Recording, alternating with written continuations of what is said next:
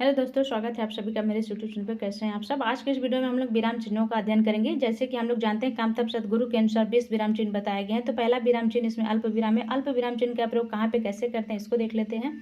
वाक्य में जब थोड़े समय के लिए रुकना होता है या वाक्य में जब एक ही प्रकार की कई संज्ञाएं आती हैं तो वहाँ पे अल्प विराम चिन्ह का प्रयोग करते हैं। अब हम लोग अर्ध विराम चिन्ह को देख लेते हैं। मिश्रित तथा संयुक्त वाक्यों में विरोध का भाव प्रकट करने के लिए अर्ध विराम चिन्ह का प्रयोग करते हैं। पूर्ण विराम चिन्ह का प्रयोग वाक्य के पूर्ण होने पे या वाक्य के अंत में पूर्ण विराम चिन्ह का, वाक्य जब कंप्लीट हो जाता है, वाक्य का जब अंत होता है तो वहाँ पे पूर्ण विराम चिन्ह का प्रयोग करते हैं। प्रश्नवाचक वाक्यों के अंत में प्रश्नवाचक चिन्ह का प्रयोग करते हैं।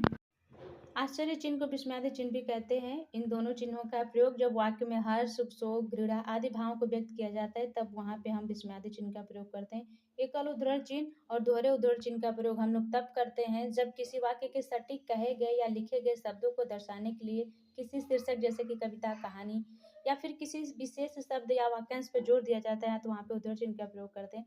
उप विराम चिन्ह का प्रयोग तब किया जाता है जब वाक्य के बाद कोई सूची, उदाहरण, स्पष्टीकरण या कथन प्रस्तुत करना हो।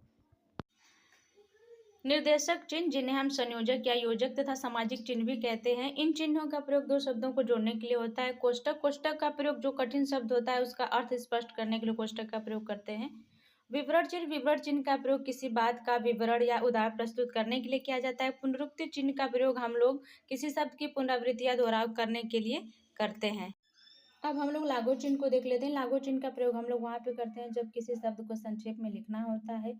उसके बाद है लोप चिन्ह। लोप चिन्ह का प्रयोग हम लोग वहाँ पे करते हैं जब किसी वाक्य या अनुच्छेद में कुछ अंश छोड़कर लिखा जाता है, जैसे कि रेमन पानी राखिए, बिन पानी सब सुन। उसके बाद हम लोग लोप चिन्हों का प्रयोग करते हैं। अब हम लोग पाद चिन्ह का देख लेते हैं। प्रयोग पाद चिन्ह का प्रयोग हम लोग वहाँ पे करते हैं जब वाक्य में किसी शब्द पर अधिक ध्यान दिलाना होता है तो उस शब्द को हम लोग रेखांकित करते हैं। दीर्घ उच्चारण चिन्ह का प्रयोग हम लोग वहाँ पे करते हैं जब शब्द के उच्चारण में लंबे खिंचाव को दर्शाने के लिए इसका प्रयोग किया जाता है। तो ये तो रहा दीर्घ चिन्ह का प्रयोग। अब हम लोग देख लेते हैं हंस पद या त्रुटिपूरक चिन्ह। इन चिन्हों का प्रयोग जब कोई शब्द या पद लिखते समय छूट जाता है तो वहाँ पे हंस पद चिन्ह का प्रयोग करते हैं। आगे लिखा है टीका सूचक चिन्ह। टीका सूचक चिन्हों का प्रयोग वहाँ पे करते हैं जब कोई अतिरिक्त जानकारी या टिप्पणी देनी होती है तो वहाँ पे टीका सूचक चिन्हों का प्रयोग करते हैं।